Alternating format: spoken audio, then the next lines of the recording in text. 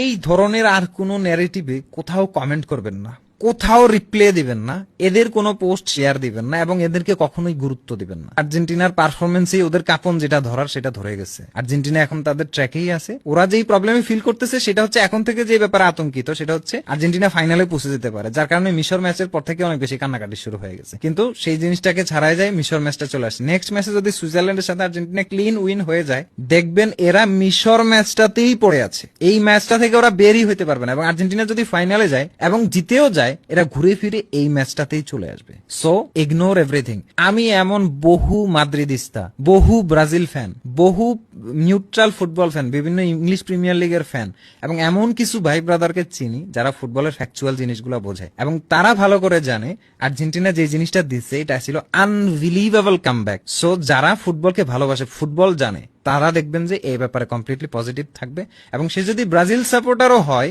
সেই জিনিসটাকে অ্যাডমায়ার করবে, কারণ তার টিম এটা করতে পারে না, কিন্তু আর্জেন্টিনা তাদের মানসিকতা দিয়ে এই জিনিসটা করে দিচ্ছে। সো দুনিয়াতে যেরকম উল্টাপাল্টা মানুষও আছে, দুনিয়াতে ভালো মানুষও আছে। তো চিন্তা করবেন, ন্যারেটিভটাকে এমন জায়গায় সেট করবেন সেটা হচ্ছে যে কোনো ফলস ন্যারেটিভ যাতে হাওয়া না পায়। এই ধরনের আর কোনো ন্যারেটিভে কোথাও কমেন্ট করবেন না, কোথাও রিপ্লে দিবেন না, এদের কোনো পোস্ট শেয়ার দিবেন না এবং এদেরকে কখনোই গুরুত্ব দিবেন না। আজকের